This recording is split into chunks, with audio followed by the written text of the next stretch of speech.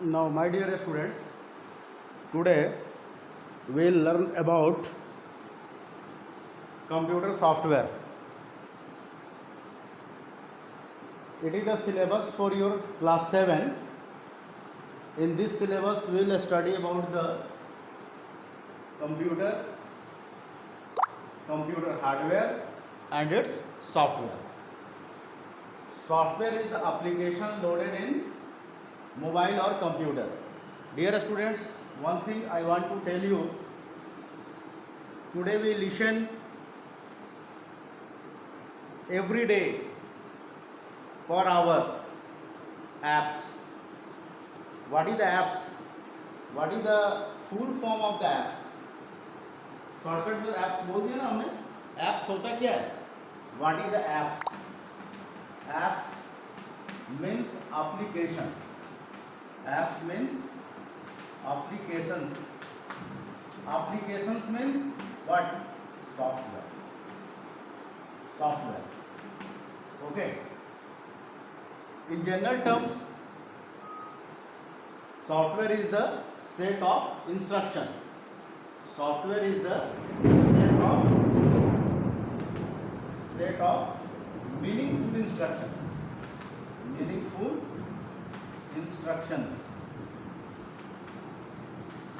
Meaningful instructions. Suppose that you planning for a picnic, then you prepare the what? Prepare the program. General term में हम बोलते हैं ना programme. एक programme बनाते हैं ना, पिकनिक का प्रोग्राम बनाते हैं. And you include the events. Picnic अगर एक प्रोग्राम बनाएंगे तो क्या होगा बच्चे? अगर एक पिकनिक का प्रोग्राम अगर हम लोग बनाते हैं तो सबसे पहले you will decide the number of members, है ना. नंबर ऑफ मेंबर्स पहला point. Then what? Day and time. Then third, venue जहाँ पर आप पिकनिक मनाओगे. और उसके बाद में जो भी आपका ब्रेकफास्ट, लंच या फूडिंग आइटम्स जो होगा वो आप करते हो. तो similarly that is the application. ये एप्लीकेशन डायरेक्टली बनता है बच्चे. पहले वर्क को स्टडी करना पड़ता है कि कैसा काम हमको करना है. Which type of work, which type of particular activities do you want to perform by the means of the computer. और उसके लिए हम लोग क्या करते हैं बच्चे? प्रोग्रामिंग करते हैं. जो प्रोग्रामर है, the person who is the programmer, that person design the apps or software. वो पर्सन एप्स और सॉफ्टवेयर आपका डिजाइन करता है. उसी की ये ड्यूटी है कि वो डिजाइन करता है. और यदि कोई भी सॉफ्टवेयर डिजाइन करते हो, आप कोई भी एप्लीकेशन डिजाइन करते हो, तो इसका मतलब कि आपको उस पर्टिकुलर लैंग्वेज का, कंप्यूटर प्रोग्रामिंग लैंग्वेज का आइडिया होना चाहिए. कंप्यूटर प्रोग्रामिंग लैंग्वेजेस में बहुत सारे लैंग्वेजेस हैं, जिसमें कि आज के डेट में जो डिमांडिंग लैंग्वेजेस है that is the high level languages. High level languages means वैसा लैंग्वेज जिसमें हर तरह का वर्क एक्टिविटी कर सकते हैं. In the ancient time only machine level language, जिसमें मशीन से रिलेटेड छोटा छोटा वर्क हम लोग करते थे, जिसको हम लोग लो लेवल प्रोग्रामिंग भी बोलते हैं. थोड़ा सा हम लोग अपग्रेड किए तो उसके बाद में आ गया असेंबली लैंग्वेज में. और ये लैंग्वेज भी एप्लीकेशन लैंग्वेज के नाम से जानते हैं. Because your calculator that uses the assembly language. छोटा छोटा प्रोग्राम इसमें हम लोग क्रिएट करते हैं, छोटा छोटा ऐप्स हम लोग बनाते हैं, छोटा छोटा सॉफ्टवेयर इसमें बनता है. इसको भी हम लोग चीप लेवल प्रोग्रामिंग बोलते हैं. ये ऑलरेडी चिप में स्टोर कर दिया जाता है और सेम टाइप का वर्क ये करता है जस्ट लाइक योर कैलकुलेटर. फिर धीरे धीरे मिड लेवल लैंग्वेज की तरफ हम लोग आ गए, जिससे बहुत सारा काम करने लगे, like the basic language, okay, Fortran language, Pascal language, C language. तो ये हमारा 80% वर्क एक्टिविटी को कंप्लीट कर दिया, जिसमें मैथमेटिकल वर्क, लॉजिकल वर्क जो भी था वो हम लोग सारा कर सकते हैं. सेकेंड थिंग, ये लैंग्वेजेस थोड़ा सा कॉम्प्लेक्स हुआ because the coding or syntax of the languages, these mid level languages are tough. फिर इसको इम्प्रूव किया गया इम्प्रूवमेंट के बाद में हाई लेवल लैंग्वेज आया बच्चे। हाई लेवल लैंग्वेजेस में all freedoms, you will get the all freedoms, easy to read, easy to write, easy to understand, easy to develop the software और एप्स।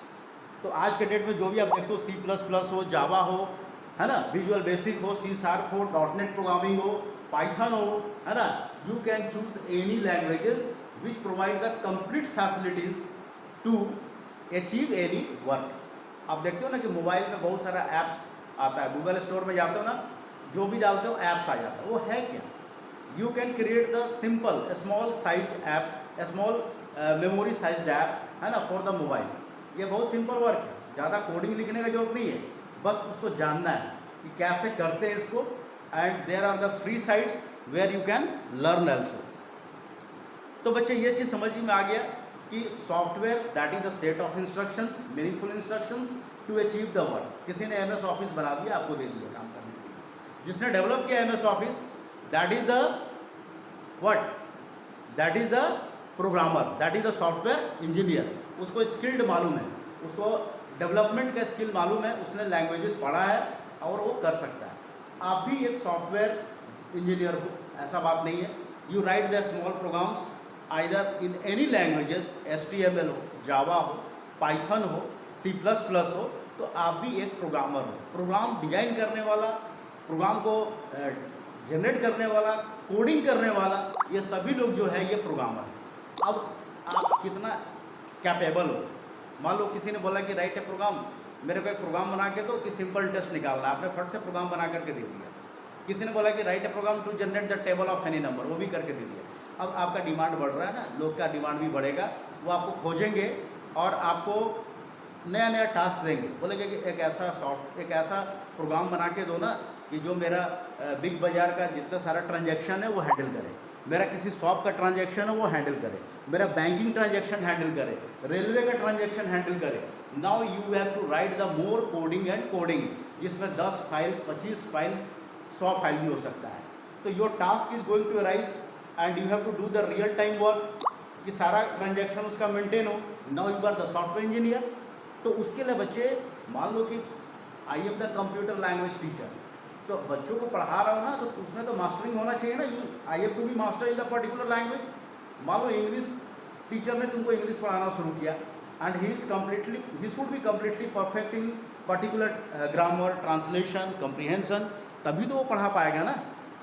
आज कोई भी देखते हो ना लैंग्वेज, मान लो Hindi language, you are very much competent, you write a paragraph, you can write a paragraph, you can write a story, you can write a book.